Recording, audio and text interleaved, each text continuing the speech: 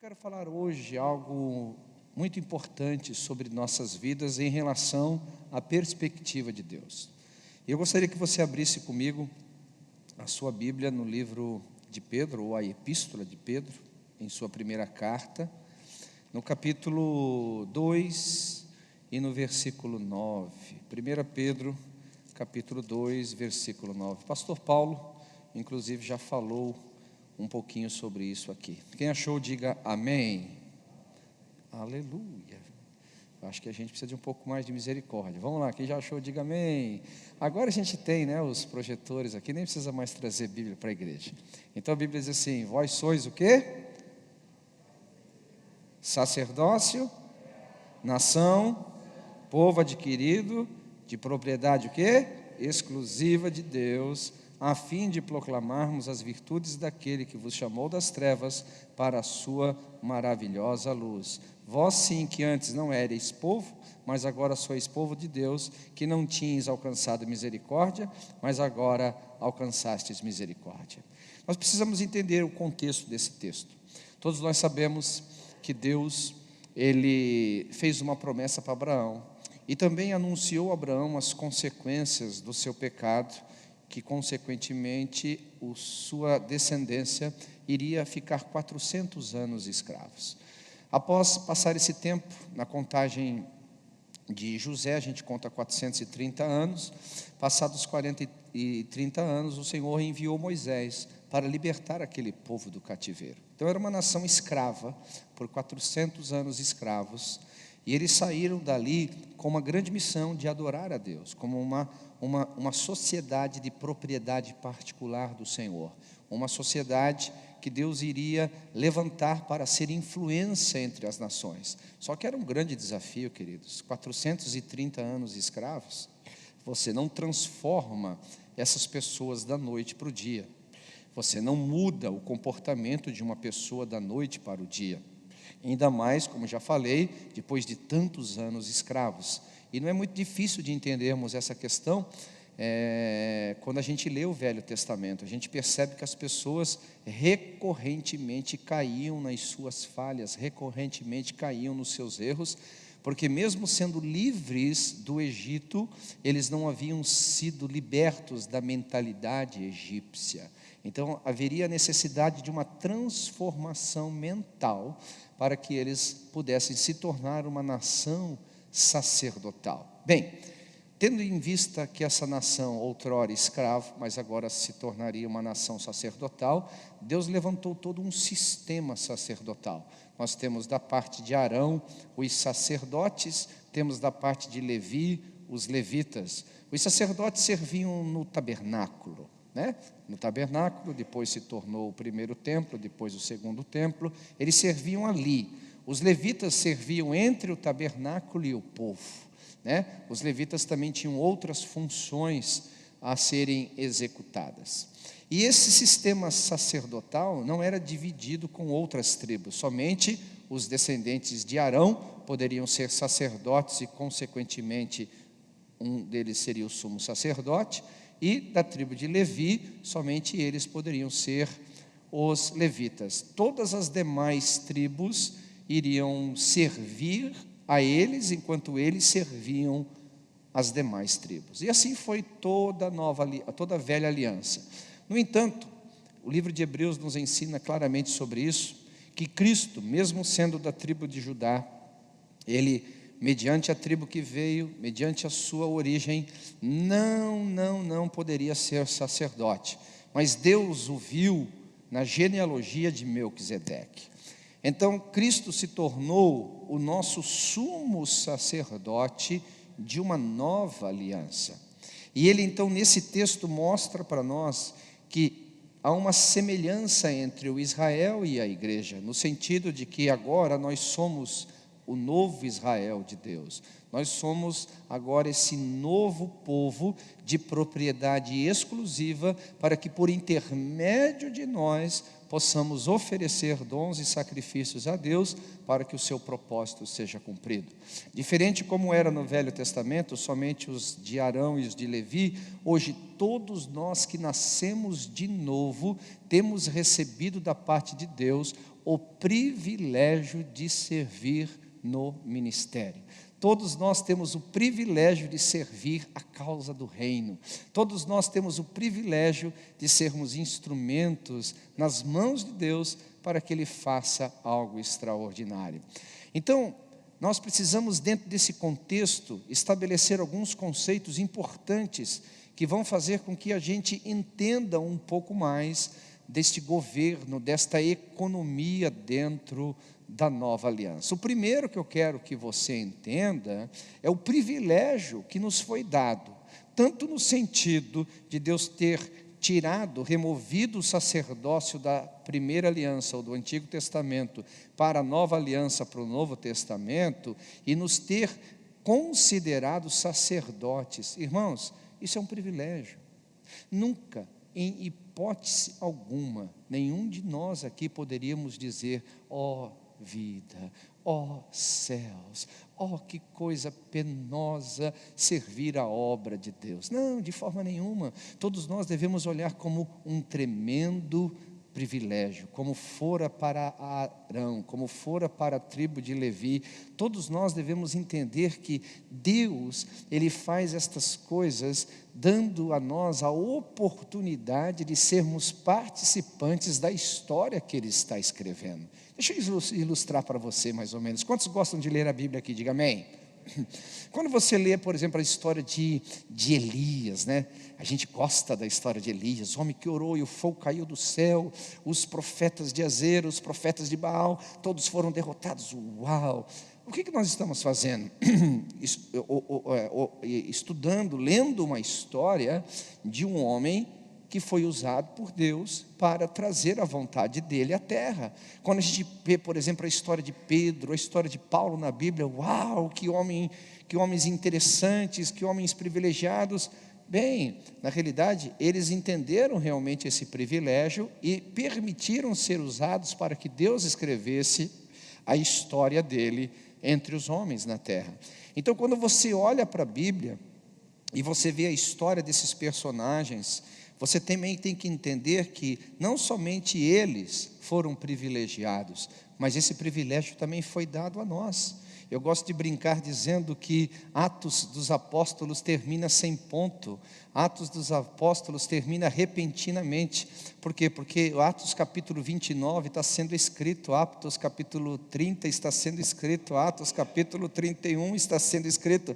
E lá na eternidade, nós vamos ouvir a história de cada um de nós que entendemos o tamanho do privilégio de ser nação santa, sacerdócio real, povo adquirido, de propriedade exclusiva do Senhor. Para o quê? Para anunciarmos as virtudes daquele que nos chamou das trevas. Aleluia! Então nunca tenha como um peso, tenha como um privilégio, uma honra servir o Senhor, uma honra servir os irmãos na mesa do Senhor, um privilégio servir a sociedade ao nosso redor. Eu sempre digo que uma pessoa que não vê isso como privilégio, ela não entendeu ainda a dimensão da grandeza de Deus. Ela não entendeu ainda a dimensão do Criador, ela não entendeu ainda a dimensão de quem é aquele que fez todas as coisas, porque de fato, irmãos, eu não sei o quanto nós entendemos o que eu vou dizer agora, mas de fato, Deus não precisa de nenhum de nós. Deus, Ele pode fazer tudo, absolutamente tudo, o inimaginável, o inexistente, Ele pode fazer por conta própria, mas Ele nos deu o privilégio de fazermos partes da história que Ele está escrevendo. Aleluia! Você fica empolgado com isso ou não? Amém? Então dê um aplauso ao Senhor essa noite. Glória a Deus! Aleluia! Uma outra verdade que nós temos que entender aqui é que esse todos inclui você. Isso mesmo, você com esse CPF, você com esse RG, espera um pouquinho, pastor, você está nos Estados Unidos, você com esse Social Security, você com o seu documento aí, você aí, cada um de vocês aqui, você individualmente é chamado por isso, para servir ao Senhor, porque nós temos que entender o seguinte: na multidão nós somos anônimos, mas na individualidade nós somos indivíduos. Na multidão a gente até acredita que Deus pode fazer alguma coisa, mas individualmente às vezes nós não nos achamos tão competentes, tão capazes de realizar alguma coisa. E eu quero te dizer o seguinte, irmãos, eu preciso ler um texto para te mostrar um pouquinho sobre esse sentimento que você tem aí de inadequação, esse sentimento de incapacidade. Vai comigo para o livro de 1 Coríntios, ou de 1 Coríntios, ou primeira epístola de 1 Coríntios, capítulo 1, versículo 26.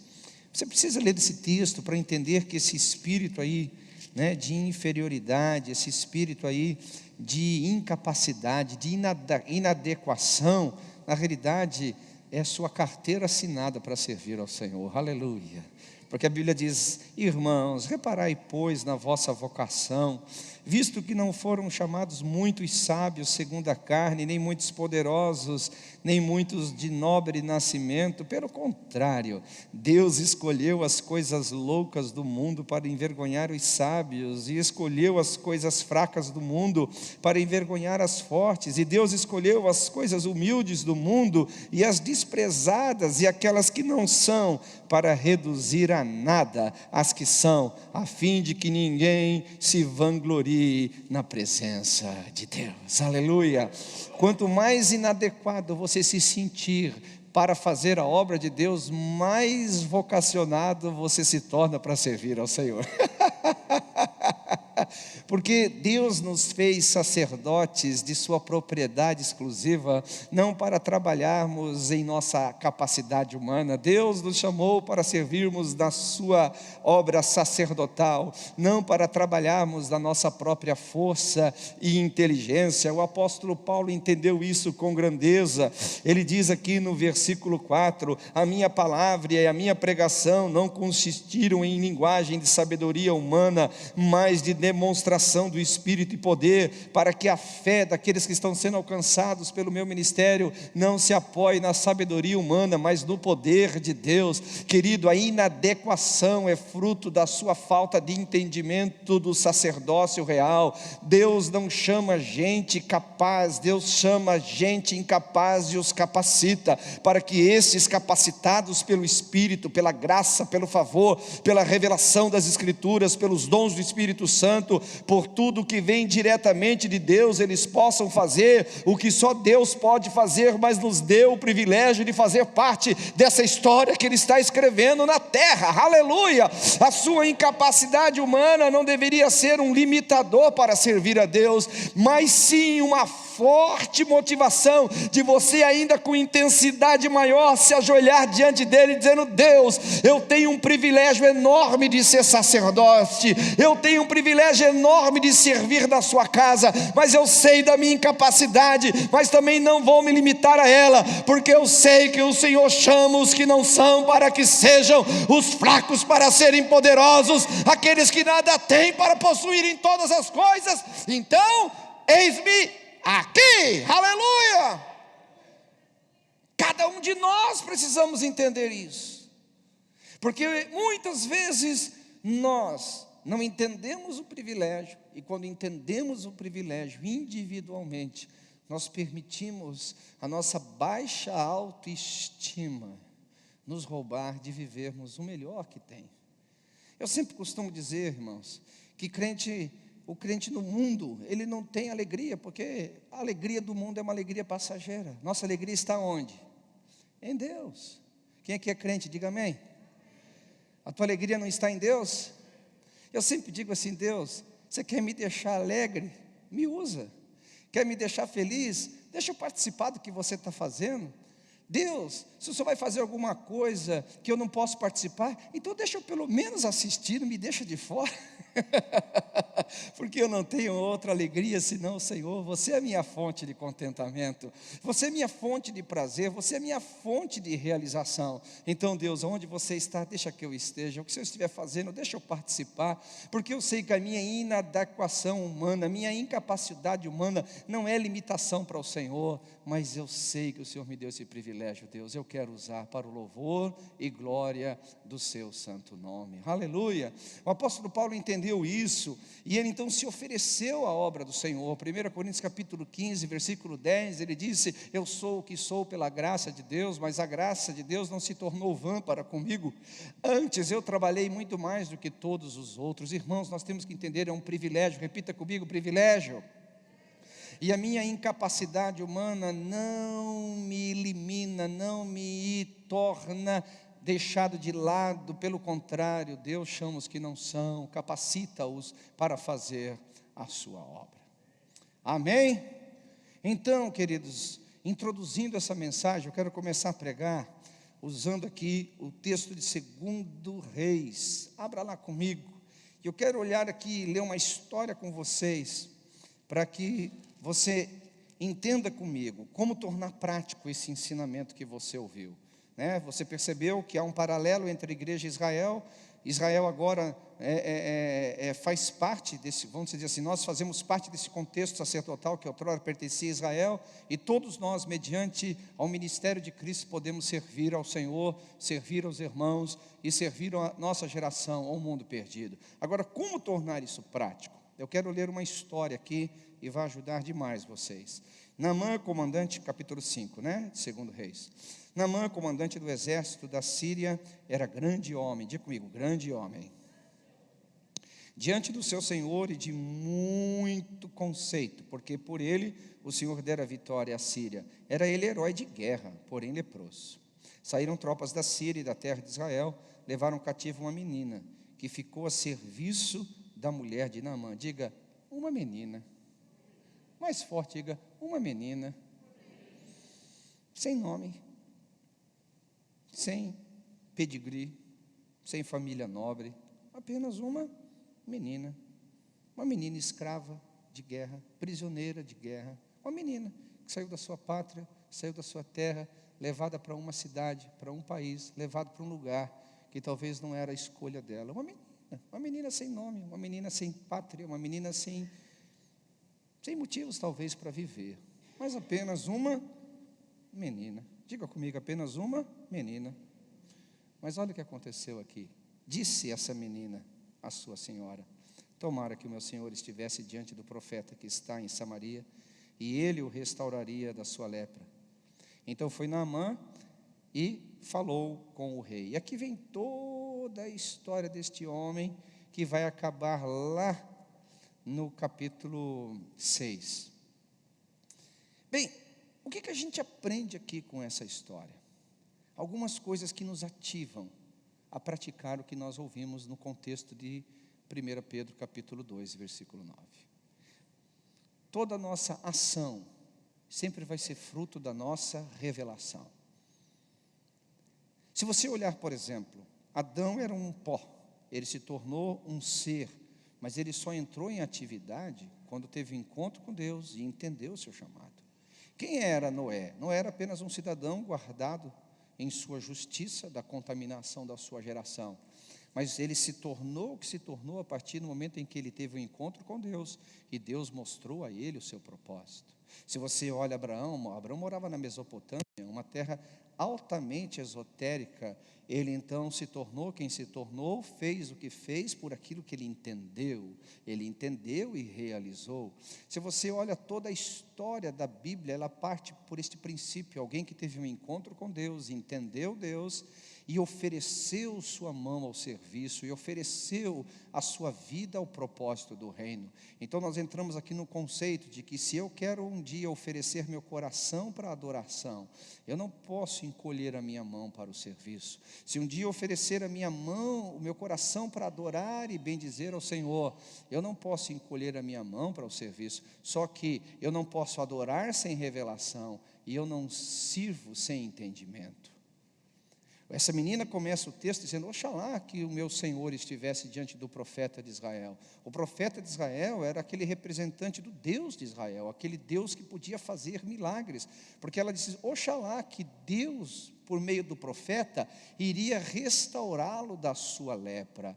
Então, toda vez, amados, que nós temos uma revelação de Deus, e que aquilo é verdade para as nossas vidas, isso vai nos tornar pessoas motivadas a realizar alguma coisa. Alguns anos atrás, quando eu era um jovem no ministério, eu ainda continuo um jovem, mais maduro, aleluia, servindo no ministério. Eu então tinha mania de cobrar o povo: vocês precisam fazer isso e vocês precisam fazer aquilo, porque a Bíblia diz que nós temos que evangelizar, a Bíblia diz que nós temos que fazer, a Bíblia diz. Eu sei que a Bíblia diz, mas não adianta a Bíblia ser verdade se a verdade da Bíblia não é verdade para quem escuta. Quem está comigo, diga amém. Então nós precisamos que o Espírito Santo converta o coração das pessoas, como converteu o coração daquela menina, para dizer: olha, eu estou aqui, apenas uma menina, apenas uma pessoa sem nome, prisioneira de guerra, num país que talvez não é o meu país, que não é a minha terra, que eu não queria estar, mas eu tenho uma verdade dentro de mim que não permite que eu me cale, que não permite que as minhas mãos fiquem encolhidas, que não permite que eu fique indiferente ao que Deus está fazendo na terra. Então, eu percebi no longo da minha jornada ministerial, que se eu quero pessoas que ofereçam o coração para adoração e jamais encolham as mãos para o serviço, que entendam o privilégio de ser uma nação santa, sacerdócio real, povo adquirido para anunciar as virtudes daquele que nos chamou das trevas para a sua maravilhosa luz, essas pessoas precisam ter revelação, entendimento de quem é Deus. Oxalá que o meu Senhor estivesse diante do profeta Israel. Queridos, eu posso falar aqui centenas e centenas e centenas e centenas de testemunhos que eu experimentei ao longo da minha caminhada, porque eu entendi, por exemplo, como está escrito em 2 Coríntios capítulo 5, versículo 29, que Deus nos deu 19, que Deus nos deu o ministério da reconciliação. Então, sempre aonde eu estou e eu observo uma oportunidade, eu observo alguém com dor, eu percebo alguém triste, eu percebo alguém com sentimento de derrota, eu percebo uma família sendo destruída, uma empresa indo à falência. Quando eu vejo qualquer obra do Satanás ao meu redor, é quase que automático o meu espírito entrar em ebulição e dizer: espera um pouquinho, eu tenho essa resposta para a sua doença, eu tenho uma resposta para a sua família, eu tenho uma resposta para a sua empresa, eu tenho uma resposta para a sua situação. Sabe o que é? Oxalá que você conhecesse o autor da minha salvação, oxalá que você entendesse aquele que era, que é e que sempre há de ser, aquele que fez e faz coisas infinitamente mais. Oxalá que você entendesse que nem a morte pôde detê-lo, ele ressuscitou. Oxalá que você entendesse quem é Jesus Cristo de Nazaré, o Rei dos Reis, o Senhor dos Senhores. Eu não consigo me calar diante das situações, porque há uma verdade dentro de mim que sempre quer trazer uma resposta, há uma verdade dentro de mim que sempre quer trazer uma solução, há uma verdade dentro de mim que sempre me põe em atividade, mesmo sabendo que eu não sou médico, mas no nome de Jesus eu posso trazer uma resposta a uma doença, mesmo sabendo que eu não sou um profissional, eu posso trazer uma resposta àquela empresa. Não importa o problema, porque o Deus a quem me deu uma missão, a quem me deu o privilégio de ser sacerdote da sua nova aliança, Ele me capacita. Aleluia, aleluia. Mas é fruto do entendimento.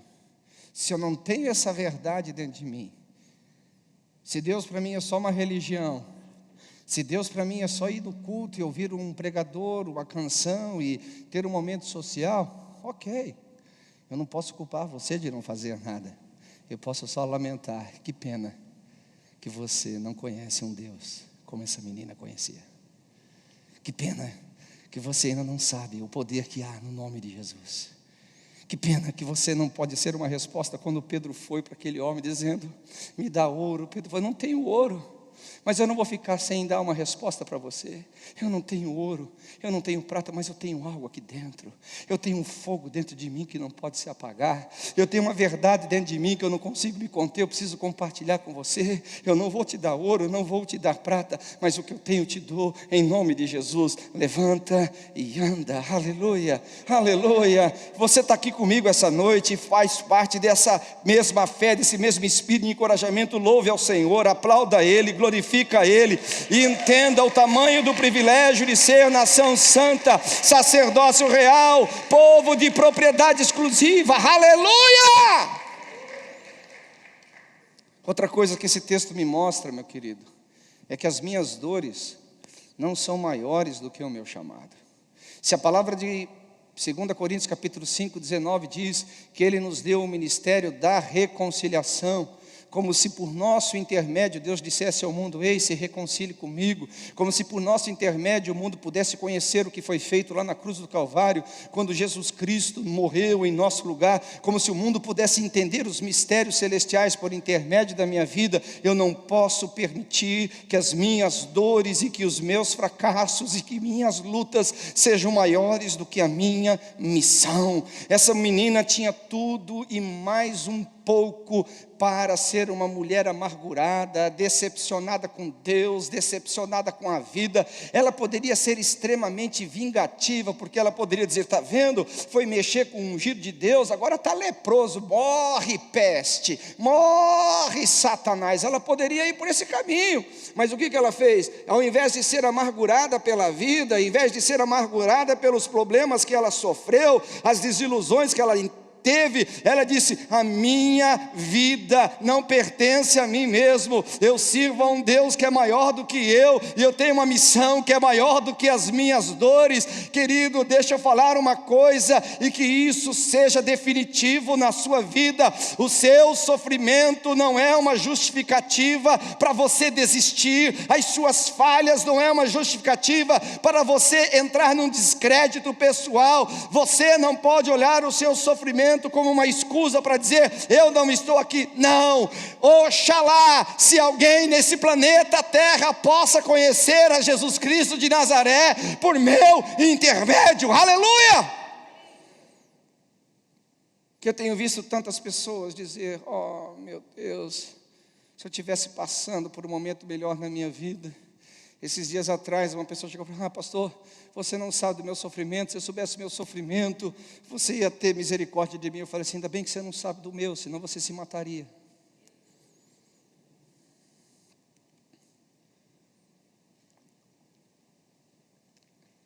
Eu até vou beber água para não pensar em me matar, não estou brincando.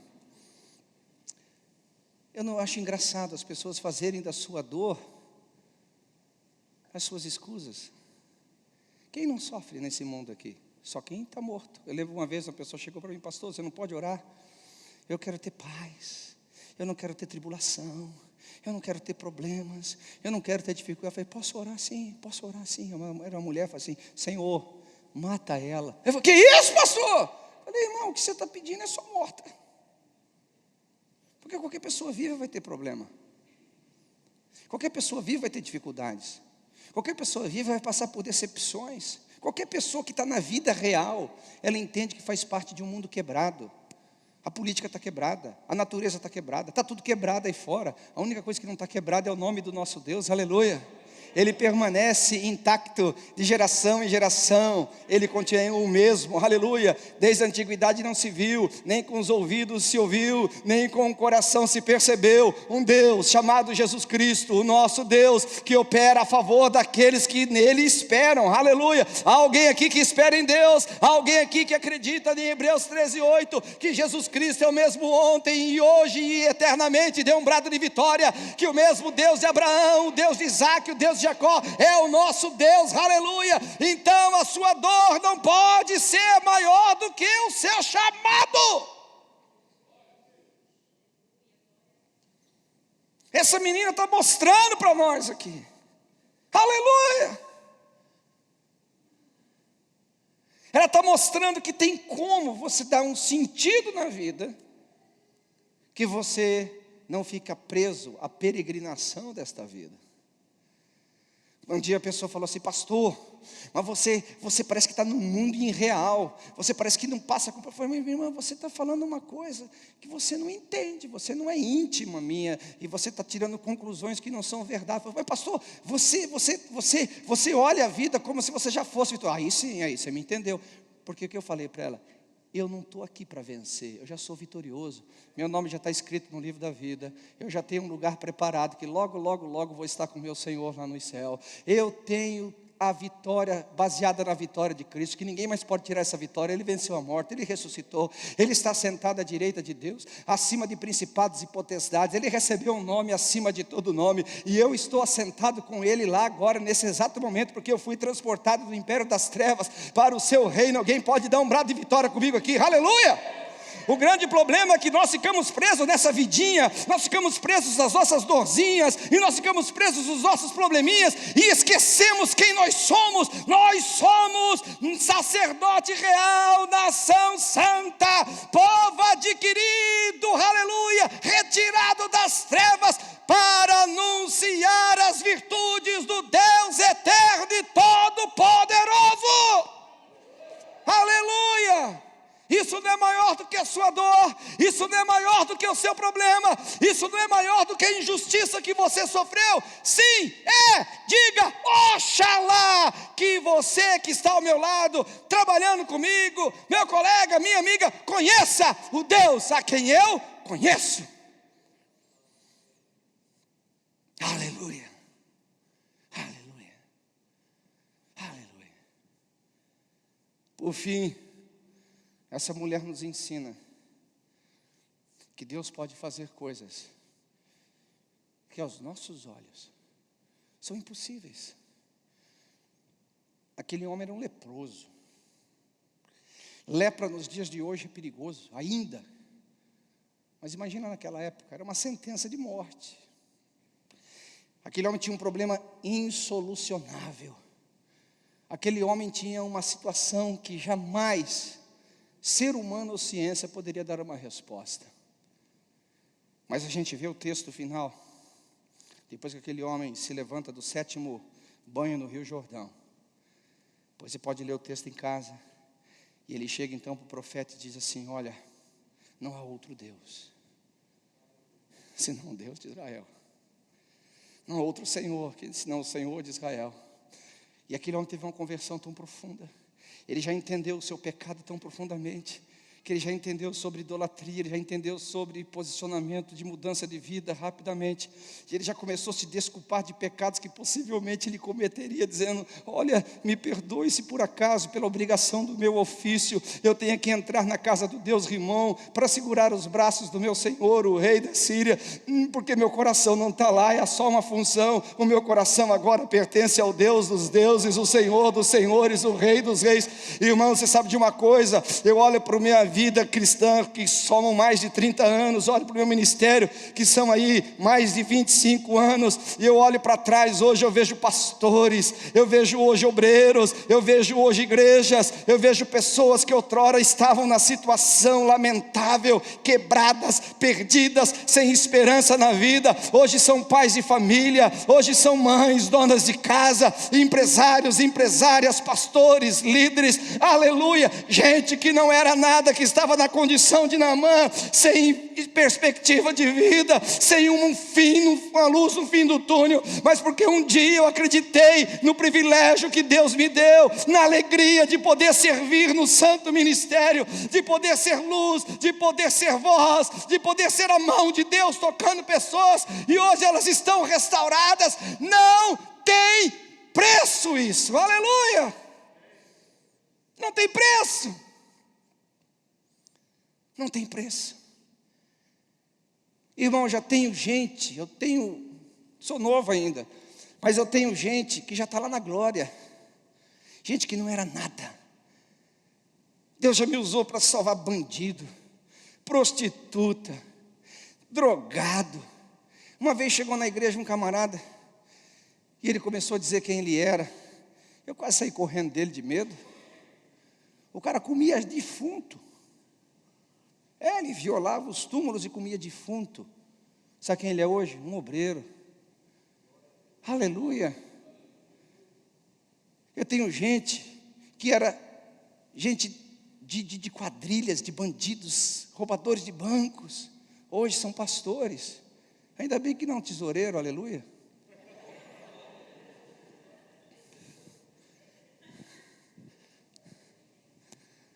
Quem está comigo aqui, diga amém. Eu posso contar centenas de histórias. Eu posso contar aqui inúmeros homens de Deus, inúmeros. Eu olho para as nações, eu vejo homens que não eram ninguém, hoje estão lá naquela nação, naquela outra nação, naquele país, naquele outro país, fazendo obra extraordinária. Eu tenho um filho que quando eu encontrei estava passando fome, ele não tinha destino na sua vida, e Deus me levou para lá, eu cruzei o oceano para chegar para lá, e eu cuidei dele. Hoje o vice-presidente do país dele senta para ouvir aquele menino, aleluia. Você está entendendo o que eu estou falando aqui para você, meu amado? Deus te deu um privilégio, não apenas para você ter um título, Deus te deu um privilégio de ser um transformador de vidas. Deus te deu um privilégio, como essa menina teve, de pegar um homem leproso, sem esperança, um homem que não tinha perspectiva mais de vida, e agora ele estava curado, ele estava sarado, ele estava restaurado. Meu Deus do céu, tem alegria maior do que essa, de olhar para o lado e falar: aquele era um drogado, mas hoje é um homem de Deus, aquela era uma prostituta, hoje é uma mãe de família, aquele era um bêbado, hoje é um pai de família, aquele não era ninguém, hoje é um empresário de sucesso. E tudo isso porque você resolveu assumir um privilégio diante de Deus, e ser luz das trevas, e ser voz de esperança, e ser libertação aos cativos, e deixar Deus te usar, aleluia. É um privilégio. Não tem como o cristianismo ficar monótono assim. Não tem como. Como que a vida fica monótona? Eu acordo num dia, estou expulsando um demônio. Acordo no outro dia, estou curando um enfermo em nome de Jesus. Acordo no outro, Deus restaura uma família. Acordo no outro, Deus restaura uma empresa. Meu Deus do céu, não dá para ser monótono. Monótono sim, é o homem sem revelação, sem entendimento de Deus, sem entendimento de quem Ele é, do que Ele pode fazer em Deus, e fazer da sua vida cristã só um frequentar de culto de 1h30, 2. Aí, meu irmão, nem anjo aguenta negócio desse. Até anjo está pedindo demissão, porque não faz sentido. A vida que se represa em si mesmo não faz sentido. A vida que se limita ao seu próprio mundo não faz sentido. A vida que não se multiplica não faz sentido. Muitos de nós, que às vezes olhamos para a vida e encontramos tantas razões para nos desculpar, tantas razões para dizer não, tantas razões para dar passos para trás. Eu volto por onde comecei. Será que nós realmente conhecemos ao Deus a quem servimos? Ou estamos como aqueles lá em Atenas, que ergueram um altar ao Deus desconhecido? Será que realmente nós entendemos o privilégio que Deus nos deu de fazer parte da história que Ele está escrevendo? E de que não existe um cristianismo que apresenta o coração para a adoração e encolhe as mãos para o serviço? Não, esse não é o cristianismo de Deus. Esse é qualquer outro cristianismo. O de Deus apresenta o coração para Deus, mas a mão para o serviço. Será que a gente entende o privilégio que o serviço nos dá de fazer parte dessa história? E não somente porque nosso nome pode estar escrito na história, como o de Elias esteve, onde Pedro esteve, onde Paulo teve seu nome escrito, mas o privilégio maior é de olhar ao nosso redor e ver: aquele foi salvo por meu intermédio, aquele foi salvo por meu intermédio, aquele foi salvo porque eu preguei para ele, aquele hoje é um pastor, aquele hoje é um empresário, aquele hoje tem a família restaurada, aquele outro tem o corpo curado, aquele outro não quer mais se matar, aquele outro agora está cheio do Espírito Santo, aquele outro agora é um profeta, aquele outro é um evangelista, aquele outro agora tem um dom da cura. Tudo porque um dia eu não encolhi as mãos para o serviço. Então não é uma obrigação, é um privilégio. Não é um privilégio qualquer, é um privilégio que restaura vidas, que muda a história das pessoas, como mudou a história de Naamã. Agora, deixa eu te contar um último negocinho e eu vou terminar com isso. Aquela menina terminou a história dela como menina, sem nós sabermos o seu nome. Não se ouve falar mais dela em nenhum momento da Bíblia. Mas a história da Síria, a história de Naamã, a história daquele general de guerra, se tornou maior do que a própria menina. Eu acho que assim a vida faz sentido. Quando eu olho para alguém do meu lado, que eu fui só uma centelha para acender a chama, que eu fui só uma voz para despertar a paixão, que eu fui só um instrumento para trazer a consciência de uma verdade. E a história dessa pessoa é maior e melhor do que a minha. Aí sim faz sentido a vida. Aí faz sentido ser cristão. Aí faz sentido servir a Deus. Porque a vida se desdobrando e tocando outras pessoas. A minha maior alegria não é o quanto Deus pode me usar apenas, mas a minha alegria é ver as pessoas a quem eu alcancei fazendo mais e melhor, indo mais longe de onde eu fui. Não tem como ser monótono, não tem como ser desprezível, não tem como encolher as mãos. Você é importante para o que Deus está fazendo. Você é necessário para o que Deus está fazendo. Abraão já morreu, você está vivo. Elias já morreu, você está vivo. Pedro já está lá na glória, você está vivo. Eles não podem mais escrever a história, eles já tiveram a oportunidade. A minha pergunta é: e nós? O que vamos fazer com a nossa oportunidade? Vamos achar um peso? Vamos encontrar desculpas nas nossas dores, nos nossos sofrimentos? Ou vamos continuar com o coração apaixonado, porque entendemos quem é o nosso Redentor? Porque entendemos o valor do sangue dele derramado na cruz. Porque entendemos o poderoso nome de Jesus. E por entendermos isso, não oferecemos só o coração para adoração, mas estendemos as mãos para o serviço, para tocar os nossos irmãos, tocar os nossos amigos, tocar nossa sociedade. Deus conta com você, Ele te deu esse privilégio. Eu faço mais uma vez aqui uma renovação de votos. Dizer: Deus, eis-me aqui. Obrigado pelo privilégio. Eis-me aqui. Obrigado pela graça de servir. Eis-me aqui. Obrigado pelos dons e talentos que você me deu. Eis-me aqui, Deus. Mais uma vez encontro o teu altar, o lugar do meu descanso, o lugar do meu prazer. E eu ofereço a minha vida de novo ao Senhor.